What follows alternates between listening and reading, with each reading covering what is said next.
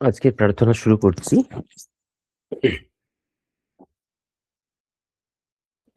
কৃষ্ণ যজুর্বেদীয় মেধা সূক্তম।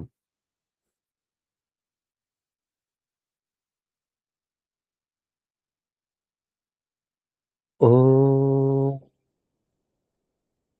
শ্রী গুরুভ্যো নমঃ। হরিঃ ওম। यश्छन्दसां वृषभो विश्वरूपः छन्दोऽभ्योऽध्यमृतात् सम्बभूव समेन्द्रो मेधया आस्पृणोतु अमृतस्य देवधारणो भूयासं शरीरं मे विचर्षणम् जिह्वा मे मधुमत्तमा कर्णाभ्यां भूरिविश्रुवम् ब्रह्मणः कोशोऽसि मेधया पिहितः श्रुतं मे गोपाय। ॐ शान्तिः शान्तिः शान्तिः।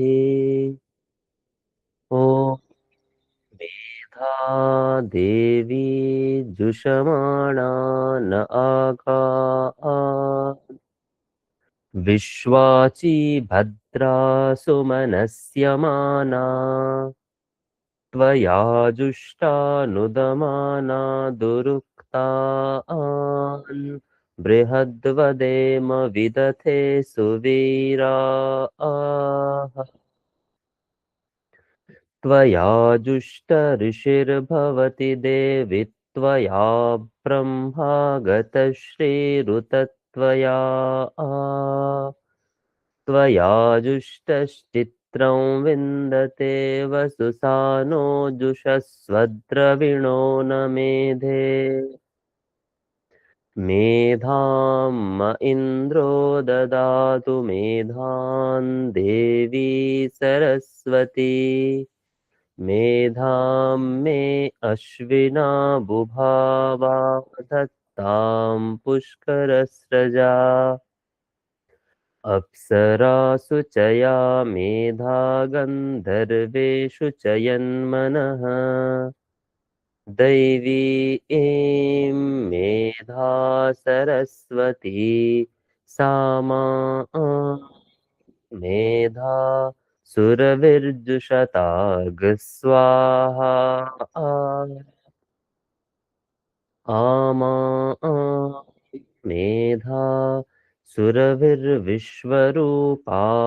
हिरण्यवर्णा जगति जगम्या ऊर्जस्वती पयसा पिन्वमाना सा मा मेधा सुप्रतीकाजुषन्ताम्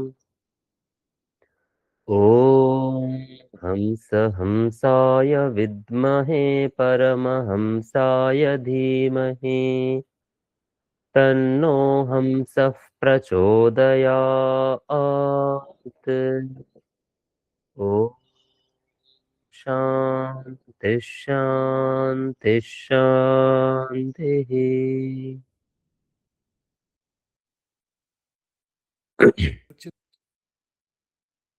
শ্রীমদ্ভগবদ্গীতা চতুর্থ চতুর্থ অধ্যায় 29 নম্বর, চতুর্থ অধ্যায়, পঞ্চম অধ্যায় 15 থেকে 29 নম্বর শ্লোক।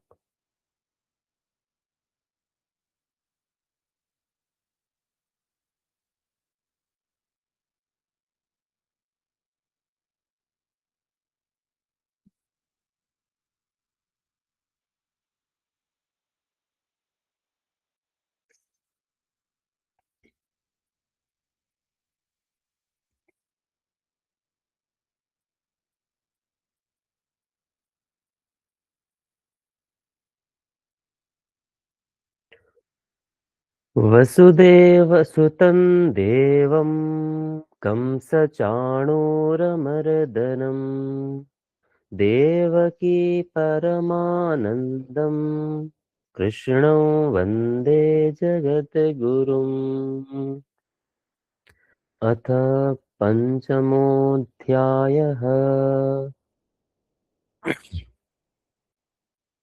ज्ञानेन तु तदज्ञानम् येषान्नाशितमात्मनः तेषामादित्यवज्ञानम् प्रकाशयति तत्परम् तद्बुद्धयस्तदात्मानः तन्निष्ठास्तत्परायणाः गच्छन्त्य पुनरावृत्तिम् ज्ञाननिर्धूतकल्मषाः विद्याविनयसम्पन्ने ब्राह्मणे गविहस्तिनि शुनि चैव श्वपाके च पण्डिताः समदर्शिनः इहैव तैर्जितः सर्गो येषां साम्ये स्थितं मनः निर्दोषं हि समं ब्रह्म तस्माद् ब्रह्मणि ते स्थिताः न प्रहृष्येत् प्रियं प्राप्य नोद्विजेत् प्राप्य चाप्रियम् स्थिरबुद्धिरसं मूढ ब्रह्मविद् ब्रह्मणि स्थितः बाह्यस्पर्शेष्वसक्तात्मा विन्दत्यात्मनि यत् सुखम् स ब्रह्मयोगयुक्तात्मा सुखमक्षयमश्नुते ये हि संस्पर्शजा भोगा दुःखयोनय एव ते आद्यन्तवन्तः कौन्तेय न तेषुरमते बुधः शक्नोति हैव यः सोढुम् प्राक्शरीरविमोक्षणात् कामक्रोधोद्भवं वेगं स युक्तः स सुखी नरः योऽन्तः सुखोऽन्तरारामः तथान्तर्ज्योतिरेव यः स योगी ब्रह्मनिर्वाणम् ब्रह्मभूतोऽधिगच्छति लभन्ते ब्रह्मनिर्वाणम् ऋषयः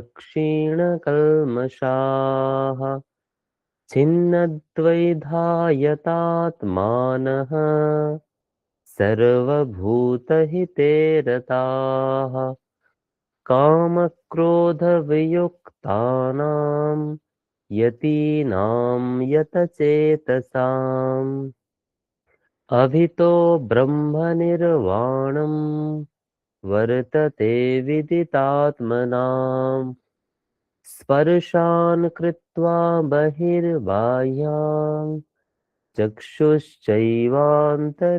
भ्रुवोः प्राणापानौ समौ कृत्वा नासाभ्यन्तरचारिणौ यतेन्द्रियमनोबुद्धिः मुनिर्मोक्षपरायणः विगतेच्छाभयक्रोधो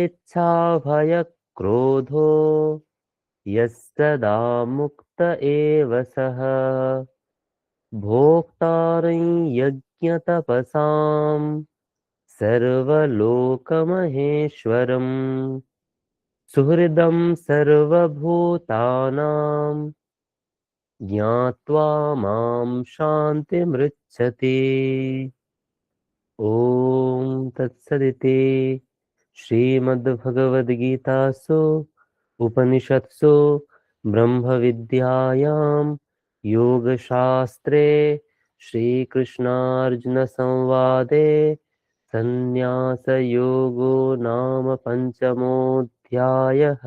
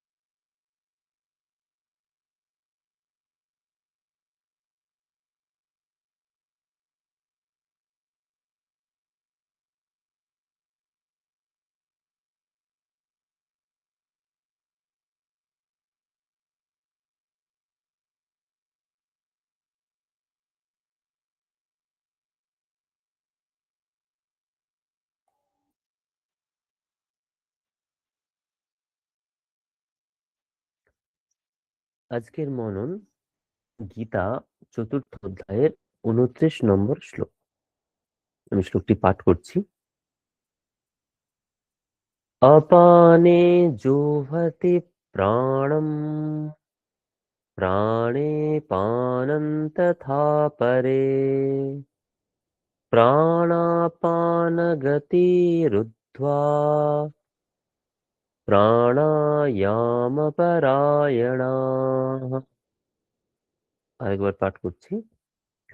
अपाने जुह्वति प्राणम् प्राणे पानं तथा परे प्राणापानगतिरुद्ध्वा प्राणायामपरायणाः।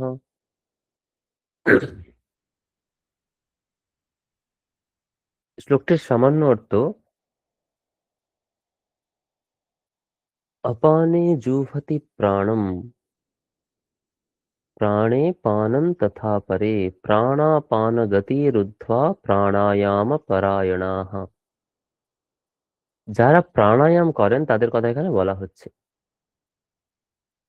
আবার অন্য যোগীগণ অপান বায়ুতে প্রাণবায়ু আহুতি দেন, সেই রূপ কেউ আবার প্রাণবায়ুতে অপান বায়ুর আহুতি দেন এবং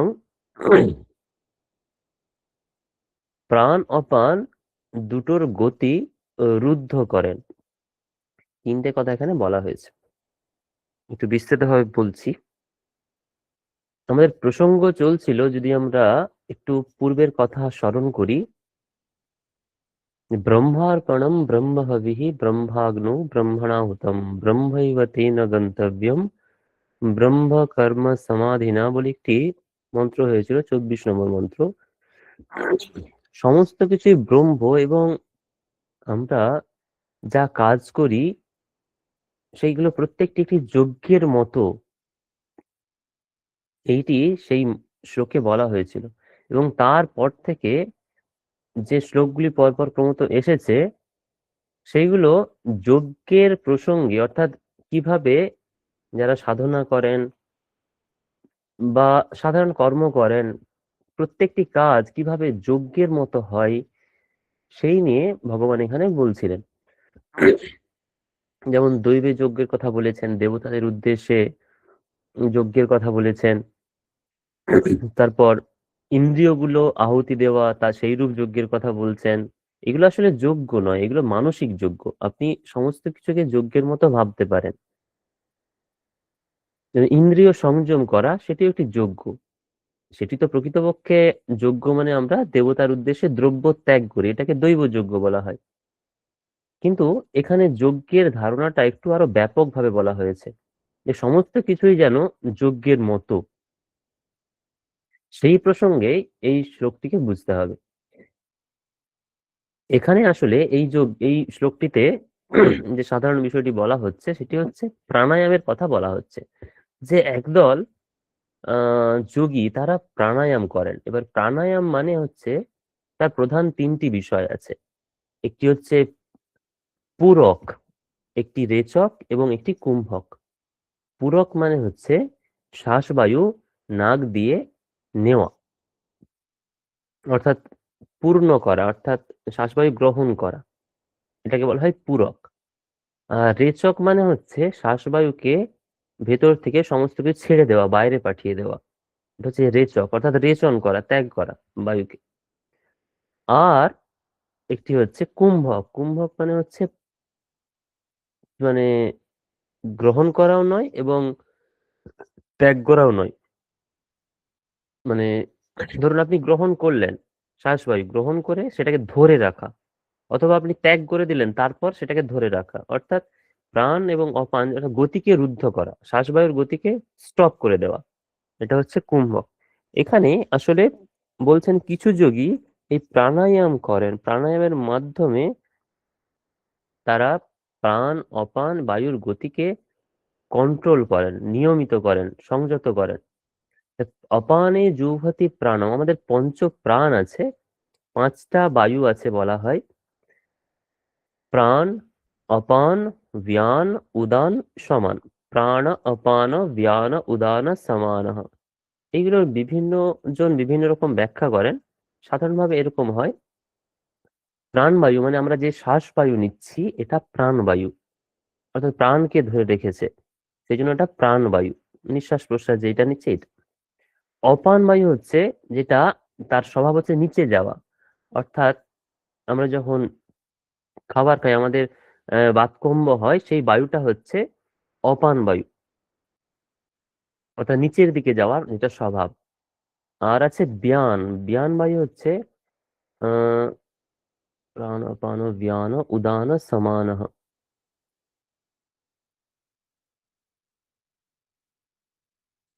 এই মুহূর্তে আমার মনে পড়ছে না, ব্যান উদান সমান তিনটে বায়ু আরো আছে, কিন্তু তার কার্যগুলো আমার এই মুহূর্তে মনে পড়ছে না, আমি অন্যদিন বলে দেবো। এই পাঁচটা বায়ুর মধ্যে প্রাণ এবং অপানের কথা এখানে বলা হচ্ছে। তা এখানে বলছে অপানে জুহতি প্রাণম, অর্থাৎ একটি বায়ুকে অন্য বায়ুর মধ্যে প্রক্ষিপ্ত করে, অর্থাৎ এখানে পূরক, পূরকের কথা বলা হচ্ছে, শঙ্করাচার্য বলছেন পূরক রূপ, পূরক মনে হচ্ছে প্রাণবায়ু টেনে নেওয়া হচ্ছে। অপানে জুহতি প্রাণম, প্রাণবায়ুকে আমরা পূরণ করছি। প্রাণে অপানম তথা পরে, অপরে মানে কিছু যোগী তারা প্রাণবায়ুর মধ্যে অপান বায়ুকে আহ, উম, আহুতি দেন, অর্থাৎ রেচক রূপ, রেচক মানে প্রাণবায়ু ছেড়ে দেওয়া, এই প্রাণবায়ুকে রেচক রূপ তারা প্রাণায়াম করেন। এবং আরেকটা কি প্রাণায়ামের পদ্ধতি আছে, প্রাণাপান গতি রুদ্ধা, এবং প্রাণ এবং অপান এই দুটোর গতিকে নিরোধ করেন। সাধারণত প্রাণায়ামের এই তিনটেই প্রধান প্রসেস। তারপর আরো অনেক প্রাণায়াম আছে, যে প্রাণায়ামগুলো আপনারা আহ, বিভিন্ন গুরুর কাছে জানতে পারেন, অথবা রামদেব বাবা আছে, রামদেব হঠযোগী, হঠযোগীর মধ্যে আরো অনেক প্রাণায়াম আছে সেখানে, সেগুলো আপনারা দেখতে পাবেন। এই তিনটের কথা এখানে সাধারণত বলা হয়েছে প্রাণায়াম, যেটা সাধারণত যোগ শাস্ত্রে এই তিনটের কথাই বলা হয়ে থাকে। যদি আমরা পাতঞ্জল যোগারে দেখি, পূরক, রেচক এবং কুম্ভক। এরপর বিভিন্ন সংখ্যা অনুসারে, বিভিন্ন পদ্ধতি অনুসারে তার বিভিন্ন নাম আছে, ভস্ত্রিকা প্রভৃতি, প্রাণায়াম প্রভৃতি আছে, কিন্তু এই তিনটে হচ্ছে মেন, রেচক পূরক কুম্ভক। তা যোগী যারা হয় তারা এই রেচক পূরক এবং কুম্ভক এই তিনটে করে থাকেন, এর মাধ্যমে তারা যেন একটা যজ্ঞ করেন, যজ্ঞ সম্পাদন করেন, এই কথা এই শ্লোকে সাধারণত বলা হচ্ছে সাধারণভাবে। খুব বিস্তৃত অর্থ এখানে নেই, গভীর অর্থ নেই, একদল প্রাণায়াম করেন সেই যোগীদের কথা এখানে বলা হচ্ছে। আমরা এখানেই আজকের আলোচনা পর্ব শেষ করছি।